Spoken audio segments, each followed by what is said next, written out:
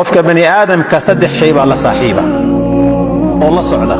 saddexda saaxiib ee dhow, saaxiibka dhow ee aad gacalka tihiina mid kamida wuxuu ku oranayaa maa actayta laka maa actayta, qof yahow waxaad leedahay wixii aad bixiso, wamaa amsakta wixii aad haysatana falaysa laka adigu malihid.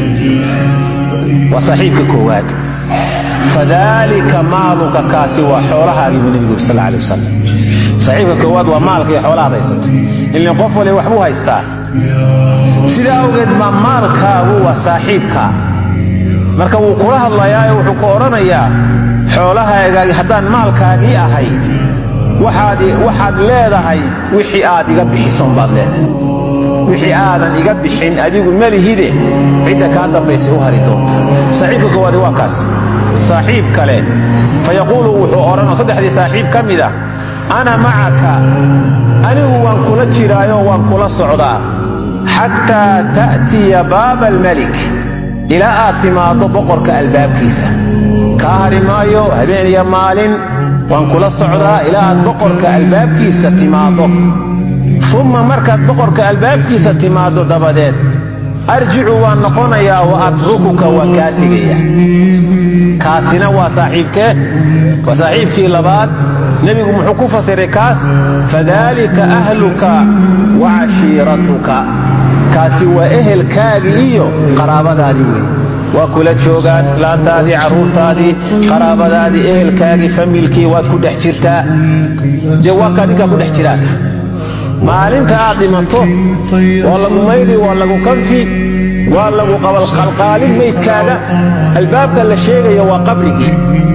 qabrigii marka lagu geeyo kulli waa lagaa soo noqonaya.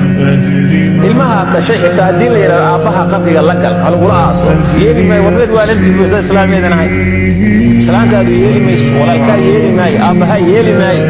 albaabku marka waa kaa markaad timaadid halkaasi kaaga noqonaya. yushayicuunaka xataa ta'tiya qabrak, way ku sagootinayaan ilaa aad qabrigaaga timaado. uma yarjicuuna, dabeetana way noqonayaan fayatrukuunaka, way kaa tegayaan. haddii ka ugu roonbaa ama sadaqad kuu soo bixin ama ku xusuusan ama kuu soo ducaynaya. wa ama khaliilun, saaxiib soomaa kale kii saddexaade fayaquulu wuxuu oranayaa ana macaka, anigu waa kula socdaa qof yahow xayثu dakhalta wa xayثu kharajta, meel kastoo aad gasho iyo meel kastoo aad ka soo baxdo, meel kastoo aad ku hoyato, meel kastoo aad marto, anigu waa kula socdaa. fadalika kaasi camaluka waa camalkaagi. ka kugu lamaane mar qur'aan kaa faaruqaynin camalkaagi weeye. fayaquulu, markaasuu qofku odhanaya wallaahi laqad kunta min ahwani الثalaaثati calaya, wallaahi waxaad ahayd saddexdaa la sheegay ka igu liita aan quursado oo yaraysto ayaad ahayd.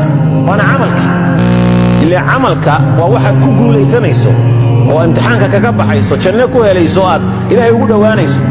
waana waxa inagu ugu yar aynu kasbanayna camalka saalixa weeye. sidaa awgeed baa camalka saalixa ahi ee wanaagsan waxaa inala gudboon inaynu sahay qaadanno. saddexdii saaxiib haddaad ogaad, maalkii iyo qaraabadii iyo camalkii, inaad sahay wanaagsan iyo camal wanaagsan kasbato oo qabriga kula galaa la rabaa.